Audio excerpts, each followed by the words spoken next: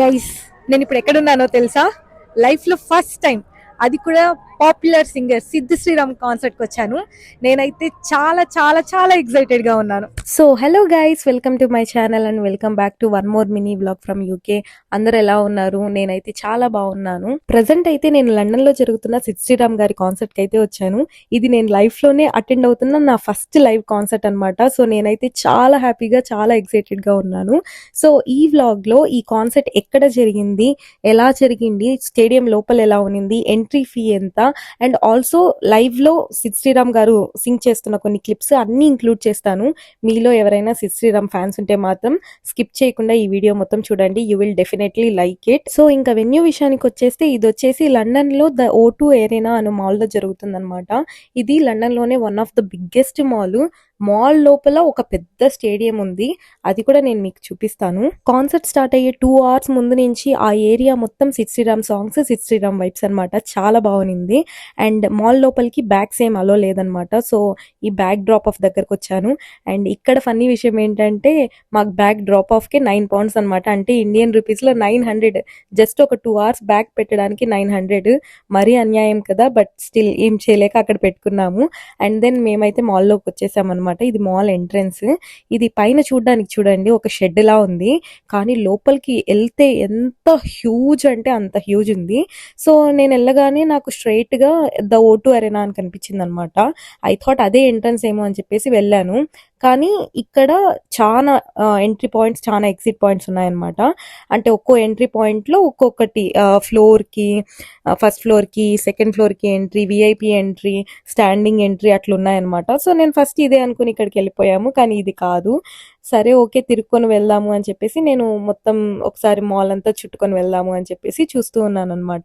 London లో ఉన్న అన్ని బ్రాండ్స్ ఇక్కడే ఉన్నాయి అని అనిపించింది నాకైతే.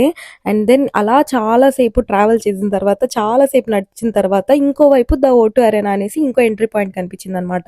ఈసారి అయితే నేను పక్కా కాన్ఫిడెంట్ గా ఉన్నాను, ఇక్కడ నుంచి అనేసి ఇదే ఎంట్రీ పాయింట్ అని అనుకున్నాను.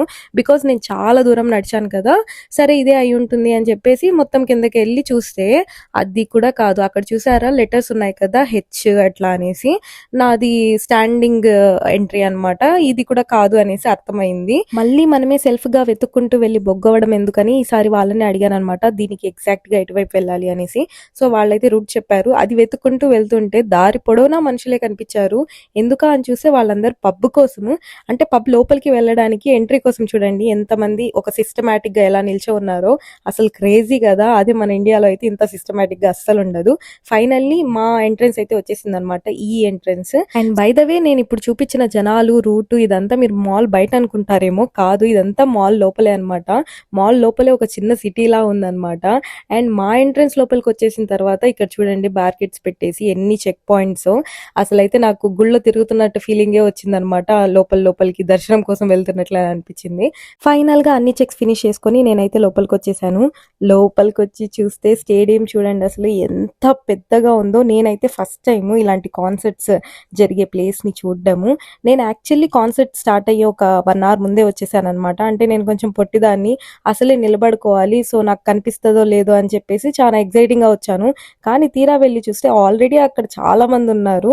అండ్ ఇప్పుడు ఎలాగో నాకు కనిపించదేమో అనేసి అనుకుంటూ ఉంటే, ఈ సెటప్ ఉంది కదా, ఈ షూట్ చేసేది, రికార్డ్ చేసేది, ఈ సెటప్ దగ్గర కొంచెం ఒక మెట్టులా కనిపించింది అనమాట. దొరికింది ఛాన్స్ అని చెప్పేసి నేను వెళ్ళి దాన్ని ఆనుకొని నిల్చున్నాను అనమాట. సో ఐ కెన్ సీ అనమాట అక్కడ నుంచి. పోన్లే, నాకు మంచి ప్లేసే దొరికింది అనేసి అనుకున్నాను. దాని తర్వాత జనాలు మెల్లమెల్లగా రావడం స్టార్ట్ చేశారనమాట. I was eagerly waiting to see Sid Sriram ఎలా పాడతారు, ఎలా ఉంటారు, లైవ్ లో చూడబోతాను కదా అనేసి ఎక్సైటింగ్ గా ఉన్నాను. బట్ దెన్ అప్పటికే ఒక అమ్మాయి ఆల్రెడీ పాడుతూ ఉన్నిందనమాట. నేనైతే ఫస్ట్ షాక్ అయ్యాను, బికాస్ నేను ఈ సాంగ్ ఎప్పుడో విన్నాను, ఎక్కడో విన్నాను, కానీ నాకు ఆ అమ్మాయి పేరు తెలియదు, ఎవరో తెలియదు. దాని తర్వాత నేను తెలుసుకున్నాను అనమాట, టు బి ఆనెస్ట్, ఈ కాన్సర్ట్ తర్వాత.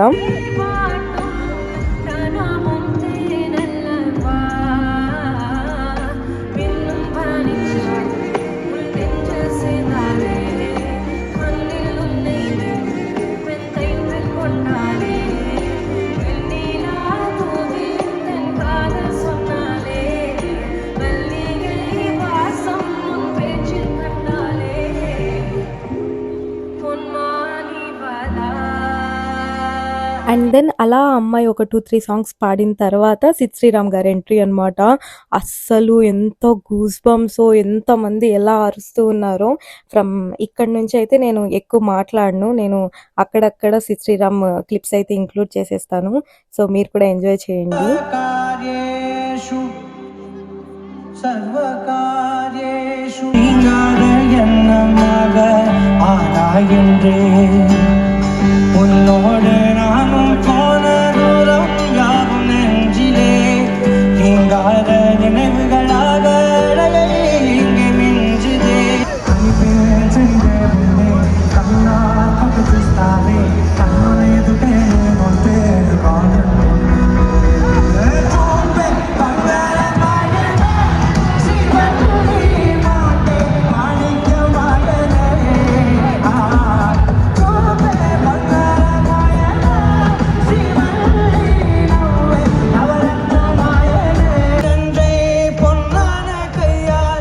போல நீவா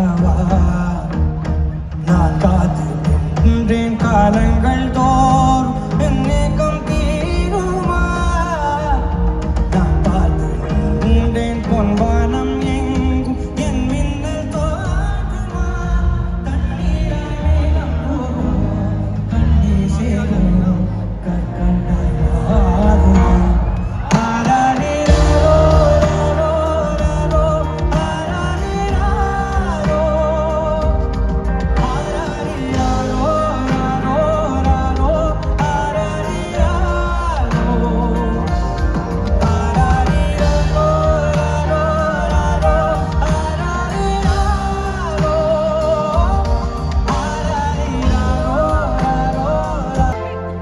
மார்பின் வேகம் போடு மனமோ ஏதோ சொல்ல மாத்தி தேடுதே கண்ணெல்லாம் நீயேதா நிற்கின்றாய் வீழ்வே நான் போ மனமுருகன் கொதிகலனாக